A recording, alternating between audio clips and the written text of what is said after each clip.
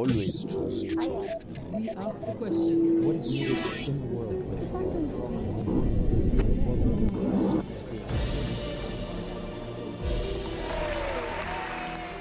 be? At 66 years old, Jeremy Corbyn isn't exactly the youngest politician in Britain. But his election as leader of the Labour Party and head of the opposition has injected a huge amount of energy into UK politics. As he campaigned for his party leadership, thousands of people turned up to hear him across the country. Massive lines of supporters queuing up to listen to the veteran left-wing politician became a symbol of the new movement he has built. But Corbyn isn't without critics. His opponents bill him as an activist whose policies are impossible to implement. He believes in renationalising Britain's rails, is a fervent campaigner against nuclear weapons, and wants to introduce new taxes on big businesses and the country's rich. Thanks all for coming along tonight. Corbyn has also stirred controversy with his perceived anti-monarchy beliefs and his past support for Irish resistance groups. As he talks to Al Jazeera, he explains what he would do to solve the current refugee crisis facing Europe, his view on ending the war in Syria, and the truth behind his relationship with Palestinian resistance group Hamas. Thanks for talking to Al Jazeera. You're very welcome. It's a pleasure to be on. You're the most left-wing leader of the Labour Party for decades now. You got elected by promising what your critics call radical ideas, like renationalising the railway, opposing austerity measures, introducing taxes for the rich. People say that you're not a politician and that you've made essentially the Labour Party unelectable. We had a campaign all summer in England about or in Britain rather, about this election campaign for the leadership of the party. And we put forward a number of ideas. One is opposing the political choice of austerity, which has created greater and greater inequality in Britain, much deeper poverty, and of course great wealth for a small number of very rich people. The government at the moment is cutting tax credits for families on low or average incomes, which makes them about over £1,000 a year worse off, which is a lot of money for somebody on a low income, and at the same time giving tax breaks to the very rich on inheritance tax. That's an example of what's going on. So I received 251,000 votes. The next candidate received less than 60,000, and even if you aggregated all the votes together, the numbers who voted in favour of myself was 60% of the entire electorate. And since the election, 60,000 people have joined the Labour Party. So it's not as if the views that we put forward were not without support. By proposing those policies, essentially you've pitted yourself against the establishment. Big businesses are going to be against you, the political elite are already against you. How do you plan on surviving till the next general elections in 5 years, let alone contesting them? I promised that I would do two things when I was elected, if elected as leader. One was that I would ensure there was a majority of women in our shadow cabinet. We have a system of appointing people as a shadow to the government, and we've achieved that. And secondly, that I would reach out to all sections of the party and appoint people to the shadow cabinet who specifically had not supported me. So I asked Andy Burnham, for example, who was one of the fellow candidates to the election, if he would join the team, and he's been appointed as our shadow Home Secretary. And that's the way I intend to do things. Does it mean there's going to be debate in the party? Yeah, of course it does. Why should we be afraid of debate? Why should we be afraid of discussion? A leaked letter written by Tony Blair's top advisor Peter Mandelson talks about ways to unseat you. Are you not afraid that some sort of a coup may be executed against you? I've only been in office for 2 weeks. And they haven't let you breathe. I've had a very busy time in the past 2 weeks, and we're now here at conference. I'll tell you this, there's great support out there for what we're trying to do. Fantastic public support. People that have come out to join the Labour Party, be active in it, and want to see a different way of doing things, a different way of doing politics. Yeah, there's lots and lots of media speculation all the time. Indeed, many newspapers are fairly obsessed with this kind of thing.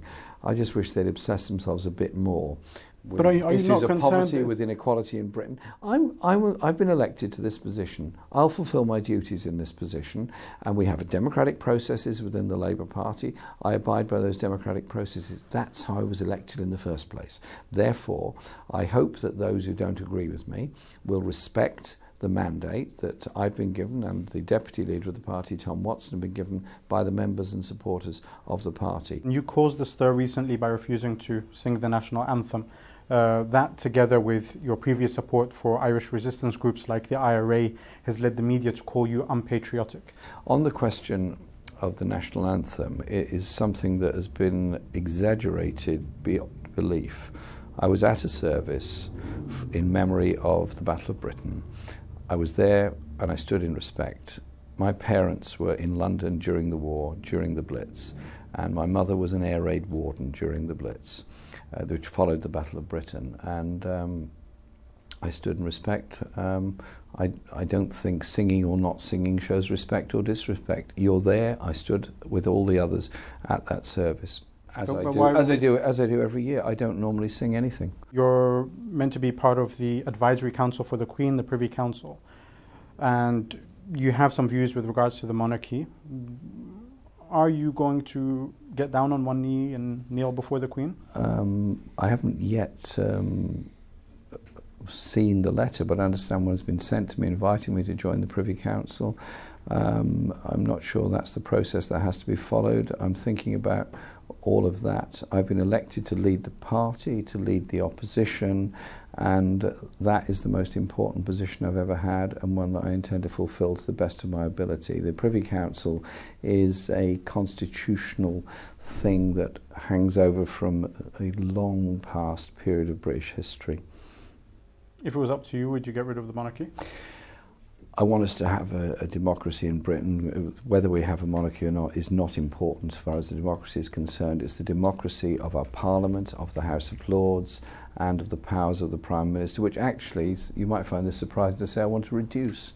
I want the Prime Minister's use of something called the royal prerogative, which was a hangover from days of absolute monarchy, where the Prime Minister could make a decision on the royal prerogative, thus bypassing Parliament. I want that brought under parliamentary scrutiny. I believe in an accountable democracy. The actual head of state is the Queen. That's not the issue. The issue is democracy in our society. Let's widen the discussion a bit and go on to Britain's membership of the European Union. Your position on EU membership isn't clear to some people. You oppose some policies like the trade agreement with the US. Britain's meant to have a referendum on membership of the EU soon. Can you explain to me what your stance is on the EU membership? My concern is that the European Union does have some powerful social measures within it. Social chapter. It does have a number of useful things like the Working Time Directive, which prevents people being exploited for more than 48 hours per week. It's got some quite progressive things in it. Also environmental considerations, all of which are positive things. But, and this is the important part, is the question of whether Cameron would trade away in return for some lesser political cooperation with Europe, workers' rights and issues like that. And my position has always been that we should have at least or the equivalent or better working conditions in Britain than the rest of Europe. We don't. But also, and you're quite right to mention the question of the Transatlantic Trade and Investment Partnership, this is a huge area of trade. The European Union does have the primary position on trade policy between Europe and the rest of the world. They're negotiating in secret with the USA TTIP, which is essentially a race to the bottom of the lowest common denominator. Most positions in Britain are of exempting the National Health Service from it, but I think we should be exempting all areas of public service from it, because TTIP is a race to the bottom. It's about the worst working conditions on either side of the Atlantic being applied, the lowest level of banking regulation on either side of the Atlantic being provided. So we have a sort of converse position. Europe has generally better environmental and working regulations than the USA. The US, conversely, actually has tougher banking regulations.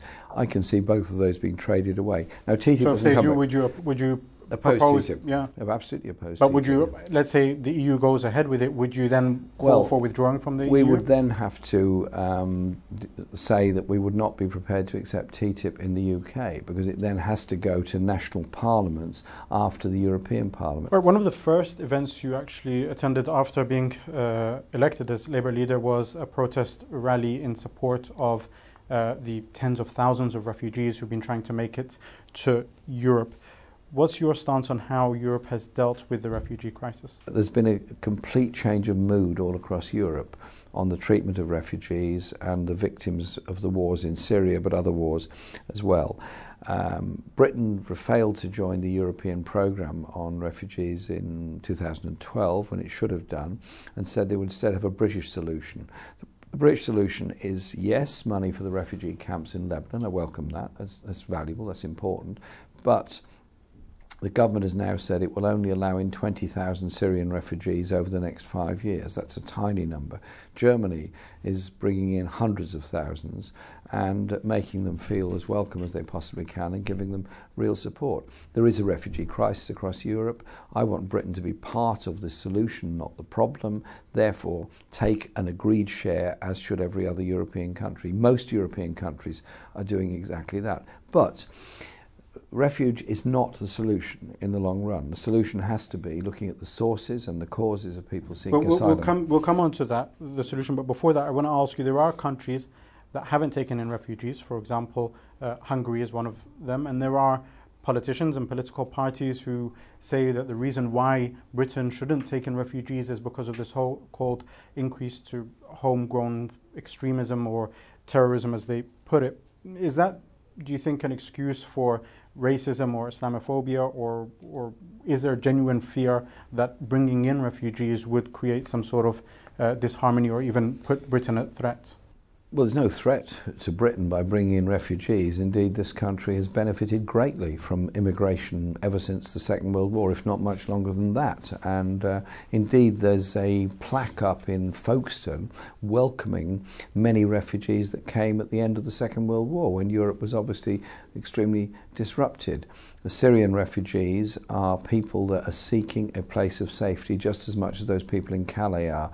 I think there is actually a majority support in Britain for a human and humanitarian response. If we just say, no, we're turning our backs on them, then what's the solution? To put barbed wire fences up all around Europe to stop people getting in? We cannot walk away from a humanitarian crisis. We cannot walk away from a crisis of the war in Syria any more than the war in Iraq or the war in Libya. Well, they say prevention is the best form of cure, and now a lot of these people who are fleeing from wars that European countries, particularly Britain, are involved in, not least Afghanistan, where the second highest number of refugees who've been coming to Europe are coming from there.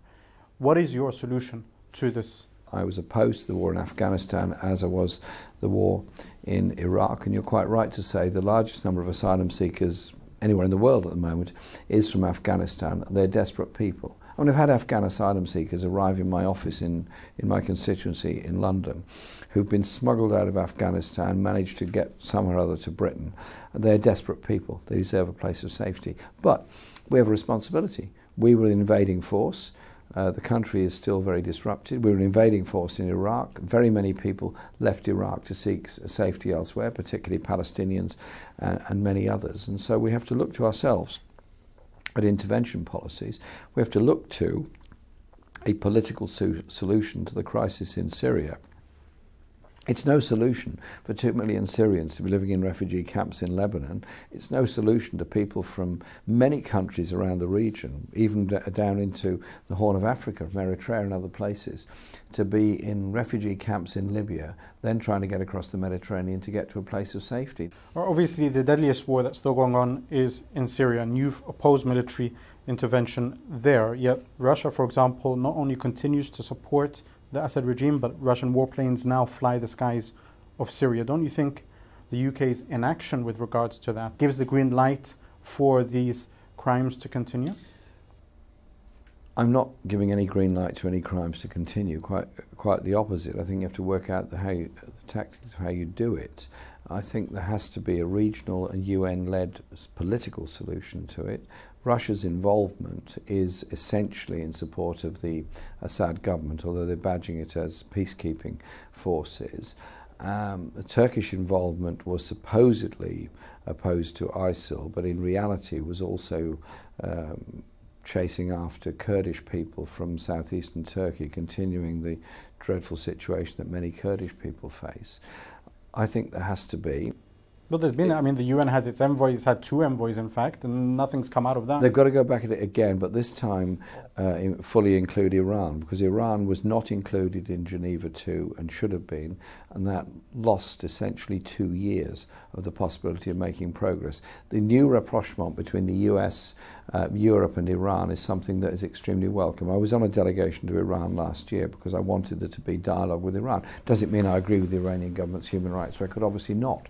But there has to be an involvement of Iran within the region. I think there is a possibility of that. That means also cutting off arms supplies, cutting off finances for ISIL. If we bomb, is it going to bring about a solution, or is it actually going to make the situation worse and create even more refugees trying to flee from there? Because ISIL is not a normal standing army in the sense that you or I might understand an army. It's a semi-guerrilla, not necessarily totally urbanized force. Yes, I completely disagree with ISIL and its philosophy and its policies just as much as anybody else. But somewhere along the line, it's been converted into being a glamorous thing to a minority of people around the world. That's got to change. That's got to change by political action. You're not going to bomb them. You're not going to change minds just by bombing. Well, let's stay with Russia. And you've been quoted as saying that Russia's illegal occupation of Crimea was essentially a response to NATO and Western countries moving eastwards. Some accused you of trying to justify it. Can you explain what your position is on that? I don't justify what Russia did. The point I was making on those discussions was that the NATO eastward expansion to the Russian border has at the same time given a great deal of encouragement to the Russian military to put pressure on their government, on Putin and all the rest of the members of his government, to up the Russian military presence all along the border. So we actually have almost a redefinition of the Cold War, but this time the wall has moved much further east, and Ukraine was to be a non-aligned independent country on the agreements of 1991 and 1993. It isn't anymore because there are now NATO forces at least advising the Ukrainian government, and you have the Russian occupation of Crimea and you have a Russian-supported quasi-independent grouping in the east of Ukraine. There has to be serious negotiations with Russia. There has to be demilitarization of the border all down there. Otherwise, we're going to end up with an ever-growing military build-up all the way from the Baltic right the way southwards down to the Black Sea. Is that such a good idea, or is that going to be a powder keg for a future conflict? Okay, let's move on to another hot topic in Palestine. The media in the UK likes to remind you of a speech you made once where you referred to Hamas and Hezbollah as friends. Interestingly, and many of our viewers may not know this, former Prime Minister Tony Blair actually has met up with senior Hamas officials 4 times in recent times. Why do you think the media has attacked you for saying this and not him? Well, Tony Blair has met Hamas more times than I have, actually. My meetings with Hamas have been in the company of other parliamentarians, British and others, European parliamentarians, and we had quite long, constructive meetings with Hamas, both when they were in Syria, before the war started in Syria, and in Gaza.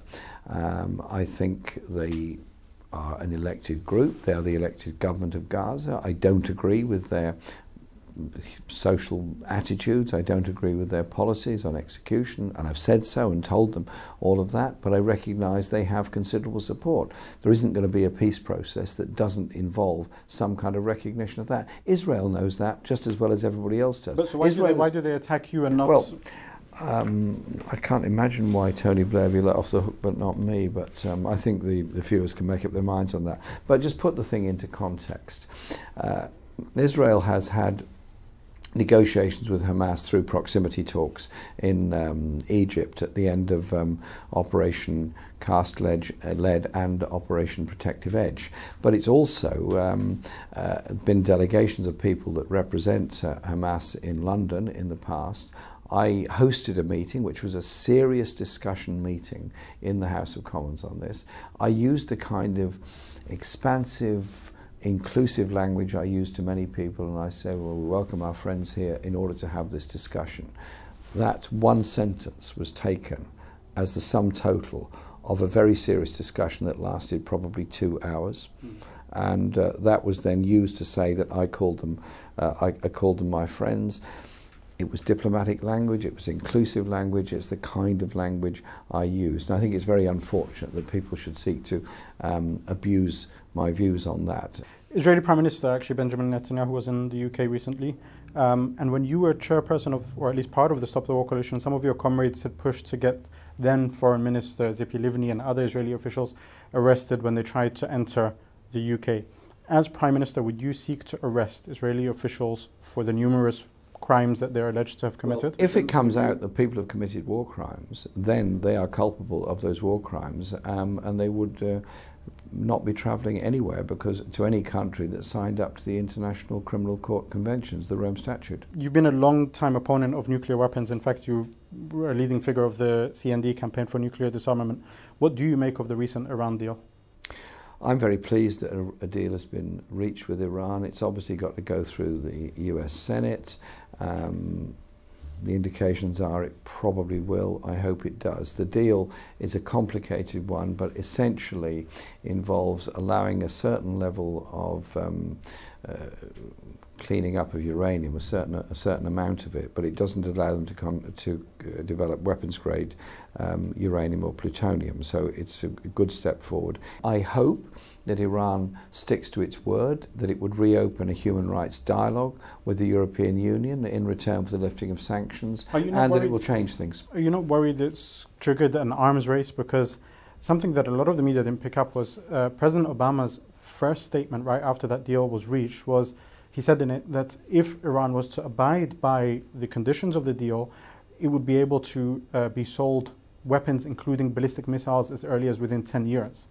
Right after that, by a week, or maybe a couple of weeks, Secretary of State John Kerry was in Doha, in Qatar, where he was addressing the Gulf Cooperation Council. And he said in his press conference, the reason why he was there was to show the US's unwavering support for the Gulf allies. And that was manifested in upgrading their anti-ballistic missile systems. Yes, there is that danger, though it's quite possible that the upgrading of the missiles in the Gulf Cooperation Council states might have happened anyway. I don't know about that, but I would hope it does bring forward a process where Iran is seen to be part of the community of the whole region, and also that all the countries that signed up for a Middle East weapons of mass destruction free zone, all of them supported it when it went to the last nuclear non-proliferation treaty, do now pursue it. And indeed, one of the last questions I raised before I was elected to this position in Parliament was exactly that with our Foreign Secretary. All right, one more question on the Middle East, and it's about Egypt. The UK has been a fervent supporter of the coup and General Abdel Fattah Sisi, both diplomatically, giving him recognition as well as through trade agreements. What is your position on Egypt? I'm very concerned about the human rights abuses in Egypt. I'm very concerned about the way the Al Jazeera journalists were treated. I realised that Peter Grest was eventually released and the other two colleagues of him were given pardons, but there are still a large number of other journalists, I think 60, who are in prison. And I think if Egypt wants to be treated as a normal nation and President Sisi be treated as a normal president, then it's simply not right to imprison journalists without charge, without trial, and keep them in prison. And it's simply not right to have the large numbers of other people arrested and held under executive detention orders. If a country wants to be part of a human rights system, wants to be part of the rule of law, then you don't imprison people by executive order. You put them in jail if they're guilty of something by trial through an independent court. And I think we have to be quite firm with Egypt on the question of the rule of law and the rights of the human rights of all the people of Egypt. All right, finally, 24 hours after more than 250,000 Britons elected you as leader of the Labour Party, the Prime Minister David Cameron called you a threat to Britain's national security. Now, you go to work on a bike. In fact, on my way up here to do this interview, I bumped into you on the train without any security. Are you not afraid for your life? Somebody asked me this in my constituency the other day. I went into a cafe run by a very nice man, and he said, Jeremy, where's your security? And I took him to the door and I said, out there. He said, what do you mean? Are they all hiding or something? I said, no, it's the ordinary people. Mr. Corbyn, thank you very much for talking to Al Jazeera. Thank you very much.